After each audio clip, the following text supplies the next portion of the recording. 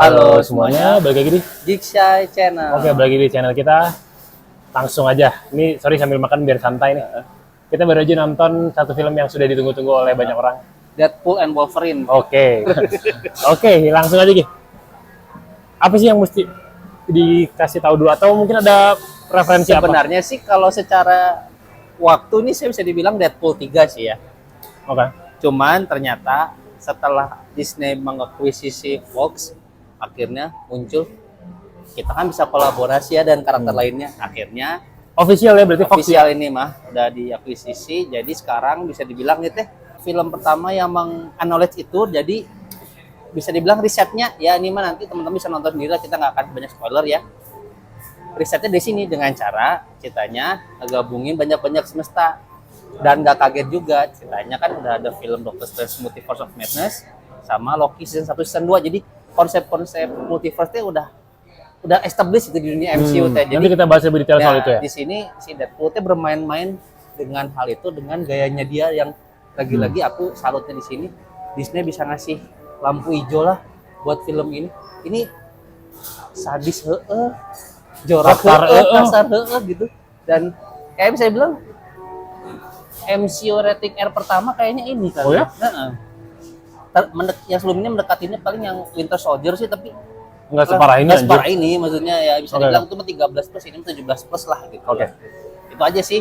Akhirnya Logan dan Wade Wilson itu bisa di satu layar. Ini sih yang jadi triggernya si film ini akhirnya dibuat gitu. Ada background lain nggak? Nah, kalau untuk komiknya jujur saya nggak apa, karena Deadpool bisa dibilang agak segmented sih, bukan di luar Avengers lah. Nah di sini tapi lucunya di sini juga si Sean Levy saudaranya menganalisis itu bahwa memang ya Deadpool karakter kurang pamor sih sebenarnya di dunianya juga. Bahkan Ryan Reynolds kalau di setiap wawancara juga kan bisa dibikin filmnya juga. Kata-kata pertamanya di film ini, kamu tadi agak telat, saya juga kaget bisa dibikin film ini. Jadi dia kayak apa?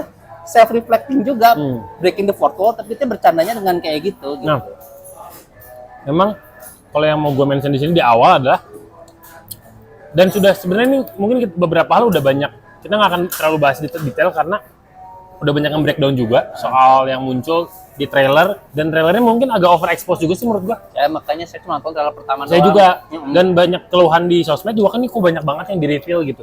Gue nggak tahu emang maksudnya gitu apa gimana, cuman walaupun tetap ada kecohan. iya. Ada yang kaget lah. Iya sih, ada beberapa yang nggak dimunculin namanya. Cuman ya. kayak banyak orang yang mengeluhkan kayak kalau itu nggak dimunculin akan lebih menambah efek wow-nya gitu.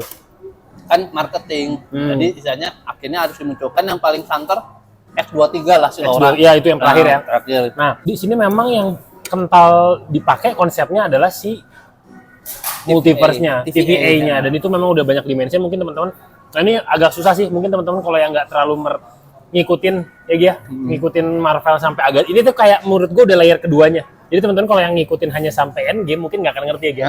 Jadi harus nonton Loki dan Doctor Strange, jadi harus mengerti soal konsep varian, dimana nantinya akan lebih enak nontonnya. Nah di sini memang yang ditampilkan lebih banyak itu kan. Dan tadi gue merasa awal-awal menganggap ini kayak oke juga nih, maksudnya mau menampilkan eksentrik gitu. Dengan ya kita semua tahu lah Deadpool seperti apa. Cuman yang lama-lama lama-lama dan nyebelinnya dapet banget sih, anjing gue kesel banget. Dan cuman yang lama-lama tertangkap di gua, yang lebih kentalnya adalah unsur fan service-nya. Iya. Jadi menurut gua itu jadi agak mengurangi bobot si filmnya gitu loh gitu. Beralasan juga, nggak salah juga jaga ngomong kayak gitu. Tapi jujur karena satu sisi kita berdua nontonnya cuma trailer pertama. Jadi ekspektasi kita bisa dibilang serendah mungkin. Walaupun sebenarnya pasti Dega punya ekspektasi sendiri lah. Nah, aku suka di sini tuh si Sean Levy dan Ryan Reynolds, mereka kan sudah sama penulisnya barengan.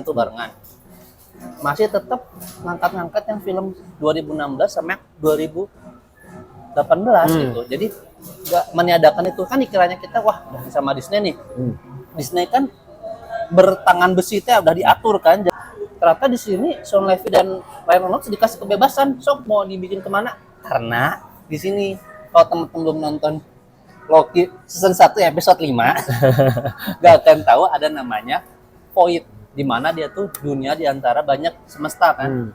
Nah, amannya si film ini teh mereka bermainnya di situ. Iya, jadi nggak nyenggol-nyenggol yang lain. Nah, itu kataku ya, selain fan service dan sebagainya itu, di situ akhirnya jadinya yang muncul-munculnya itu tuh orang-orang tanda kutip buangan dari semesta utamanya mereka. Jadi di sini pinternya Levi sama Reynolds nggak akan ngubah si secret timeline utamanya itu. Yang gua harapkan pertamanya adalah, wah ini bakal ngefek apa nih?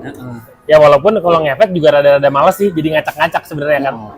Dan teman-teman juga mesti tahu bahwa mesti dibedakan. Jadi jangan, loh kok ini Wolverine gini, kok ini seperti ini superhero-nya. Jadi ada universe ini mungkin kita mention sedikit deh. Ada 616. Ada 1.999.000 sama yang sekarang lagi di fokusnya 10.005. Nah, harus nonton yang Deadpool 2. Kenapa dari 616 si Deadpool bisa ke 10.005 karena dia pakai mesinnya si Cable untuk meriset semuanya. Jadi dia bisa dibilang dia puskan itu udah nggak di semestanya dia gitu. Iya. Pintarnya di sini tuh, Deadpool juga multiversal being tanda kutip gitu ya. Nggak disengaja gitu dia pindah-pindahnya karena dia punya keputusan pribadi atau tanda kutip di sini egois banget sebenarnya si Deadpool dan tolol gitu kan. Jadi aku di sini sukanya ternyata Hugh Jackman itu tidak serta-merta hanya buat cash grab doang. Karena di sini dia dibikin story arc juga. Iya. Dan Hugh Jackman the one and only Wolverine gitu kan, jadi kayak dia tuh udah mengembody itu. Jadi di sini tuh duet partnershipnya si Reynolds sama si Hugh Jackman tuh kita penonton believable gitu. Satu sisi satu tukang ngomong cerewet, egois, satu sisi orangnya yang dia tuh gagal di universe-nya dia, kita nggak akan ceritain spoilernya kenapa, pengen redemption gitu kan. Nah di sini tuh dua arc story itu bisa ngeblend bagus gitu, walaupun sebenarnya saya ngelihat tetap kualitas acting mah Hugh Jackman di atas daripada Reynolds. Bahkan jadi di sini itu, jadi di sini tuh si Sean Levy pinter memaksimalkannya untuk adegan-adegan yang dramatisnya malah ke si Hugh Jackman. Bahkan adegan Hugh Jackman trash talking tuh bagus gitu loh. Kalau si Reynolds oke lah, dia belinya dapat, cuman entah kenapa begitu Hugh Jackman ngomong beda gitu. Sama-sama trash talking kan. Iya. Di sini tuh pintarnya Sean Levy bisa ngebelain itu. Memang akhirnya ada plot-plot yang jadinya kayak maju aja gitu. Terus tiba-tiba muncul cameo kita nggak akan spoiler.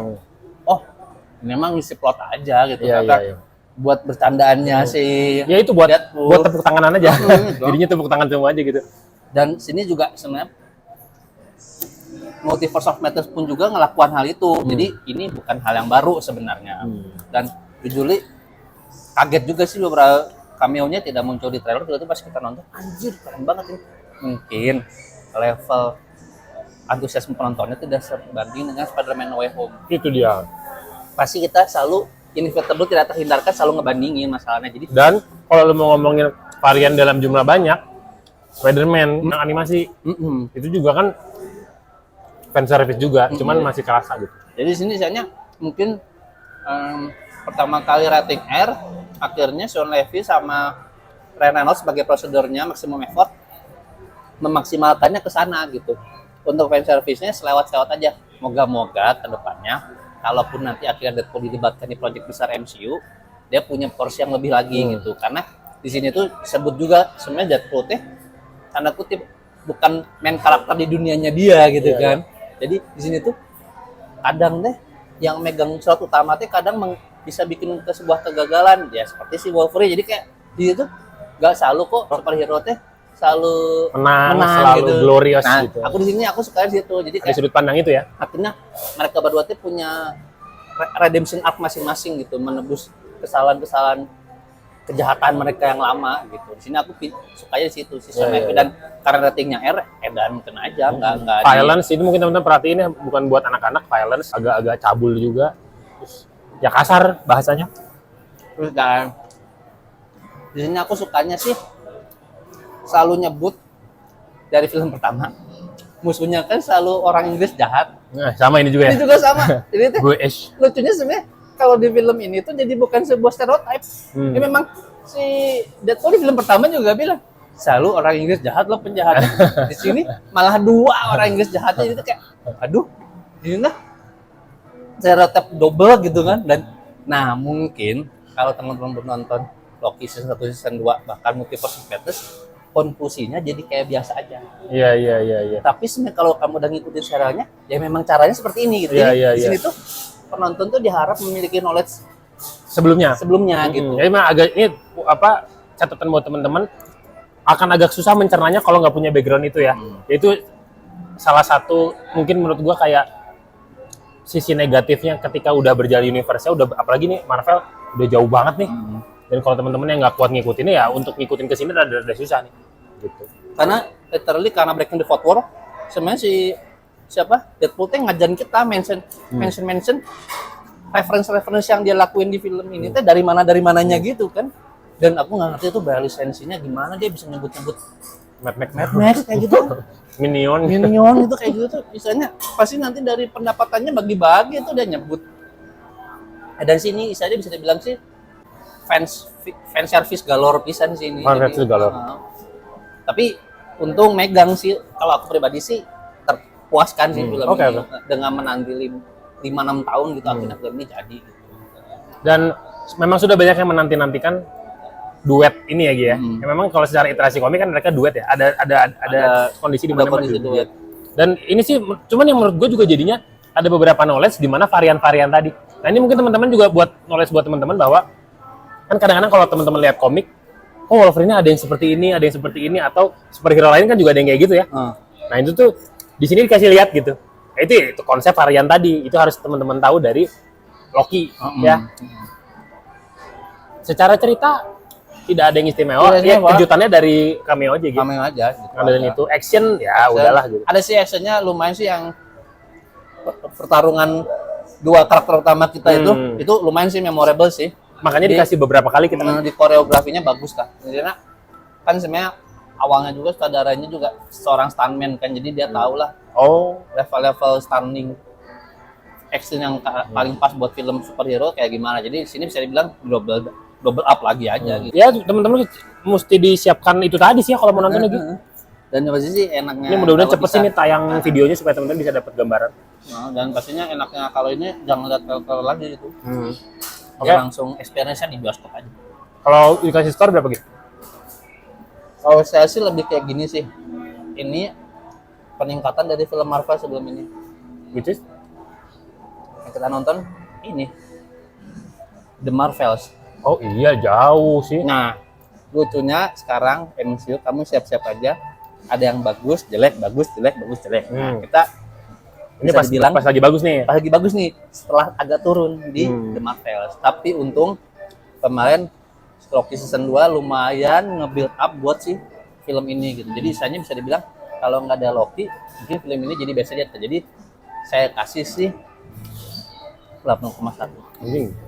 Gue masih dia 7,5 sampai 7,8. Berarti 7,7 lah. Oke. Ya teman-teman itu siapin untuk nonton itu dan akan mendapatkan mungkin agak-agak semi tribute-nya Fox juga kayaknya gitu. Ya kayak ngasih lihat ya X-Men kita tahu lah dulu zaman kita kecil kan yang X-Men muncul seperti apa dari zamannya Logan muda tuh kan sampai Logan yang di film Logan. Gitu kan.